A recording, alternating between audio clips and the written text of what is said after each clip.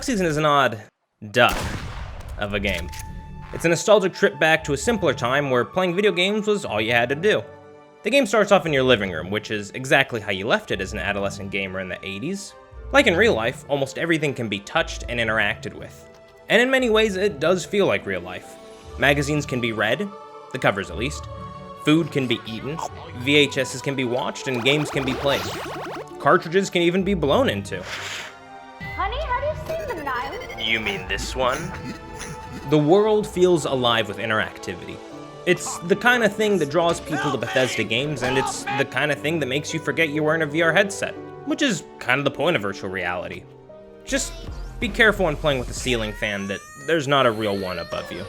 Of course, the living room is only half of the game. When you're ready to actually play Duck Hunt, use the light gun and you're teleported to the game world, just like when you were a kid. Rather than creating an 8-bit environment, the game world of Duck Season is hyper-real. As a kid, you didn't think of games as 8 bits, it was simply the best graphics that you'd ever seen. So the world of Duck Season should reflect that. I've never thought about a remastered Duck Hunt before, but that's exactly what this is, and it is beautiful at first glance. But things aren't quite as they seem.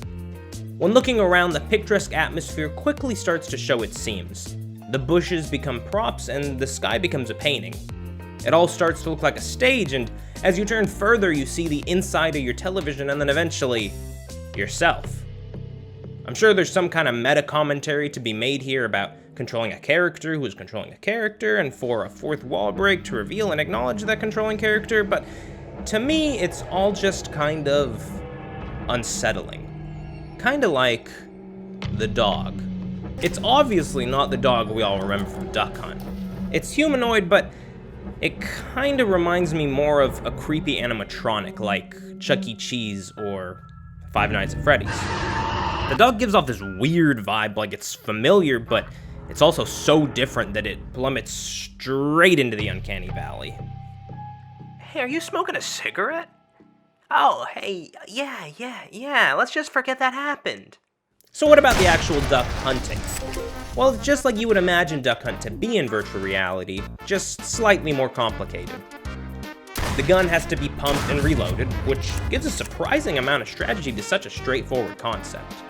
Unfortunately, the game isn't that difficult, but the controls sure are. To use the gun, you're essentially supposed to pantomime where your hand should be. You then fire and pump the gun between shots. And when it works, it's cool.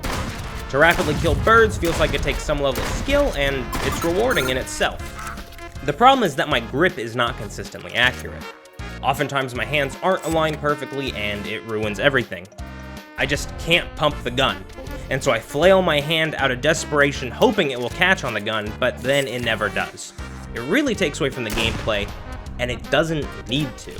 See, Pavlov VR already figured out how to properly hold a gun with 2 hands in VR. You hold the grip button on both controllers, and the gun's orientation splits between the hands. It works extremely well. Like, I'm all for experimenting and trying new things, but Duck Season's approach is fine at best, and disappointing at worst. Something I do like is how the game tempers your expectations. By starting in the living room where everything can be touched and grabbed, it sets a precedence that the environment can be interacted with. Then you come into the game world and naturally you expect to do the same. Except, instead of hands, you have a gun. You're going to shoot the dog. It's inevitable. 88% of players have, and the rest probably didn't even get this far. You're a statistic, you're going to shoot the dog. And let me tell you this. It doesn't seem like it at the time, but the dog does not like being shot. And it will let you know. It starts off small, inconspicuously. It's something that you brush off as a coincidence. But nonetheless, it grows. And it grows, and it can't be stopped. With 7 different endings, Duck Season is a game that begs to be replayed. And I'd want to keep replaying it if anything was changed other than the story choices. And even then, most of the choices don't even happen until the end of the game, and some choices are just lose. To be fair, the game is only just over an hour long, but I don't want to play through virtually the same experience 7 times. Gameplay is the exact same through every playthrough, You play over the same duck hunt levels and you see the same stuff in the living room. For me, the second playthrough was the best. I knew what to expect, and so I took more time to watch every VHS, to play through every game. I found the Kid Wizard book, which is essentially a way to access the secret Easter eggs in the game. It was a lot of fun experimenting and discovering the game's secrets. The ones I had access to, at least. At some point, it became clear to me that the best secrets can only be viewed after completing all 7 of the game's endings. So I thought I'd try to accomplish that. But after the next playthrough, the game wasn't even fun anymore. There's no point in exploration because I saw everything, but there's also so much downtime where you're waiting for something to happen that there's nothing to do but explore. It immediately became a chore to play, and the things that made the game good were now making it bad. So I stopped playing. And it's a shame because I love the Easter eggs I've seen. They are really that extra something for me that eases the game's problems. I love that Sam Gorski from Corridor Digital does the wacky intro to the game, and that a Corridor video is on one of the VHSs. I've never seen the Ode to Gmod video before, but that video hit me hard. I'm a 90s kid, so while many of the game's references are relatable, everything's a little bit different to me. But these VHSs are the kind of stuff that's from my adolescence. I watched Corridor Digital and Freddie Wong obsessively growing up, and I played Gmod every day in middle school. To relive all of this is what really makes Duck Season a special experience to me. So yeah, I think this game is good because it got me nostalgic.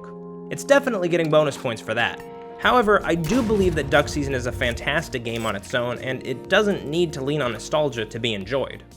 Inversely, there are inherent problems that detract from the game and especially hurt its replayability. But then again, does it really need to be replayed? If you can, it's definitely worth experiencing the mystery of it all for yourself. There's a non-VR version too, but I think the magic comes from the screen strapped to your face. Duck Season is short and it's sweet. VR prices are a cheat, but on sale, Duck Season can't be beat.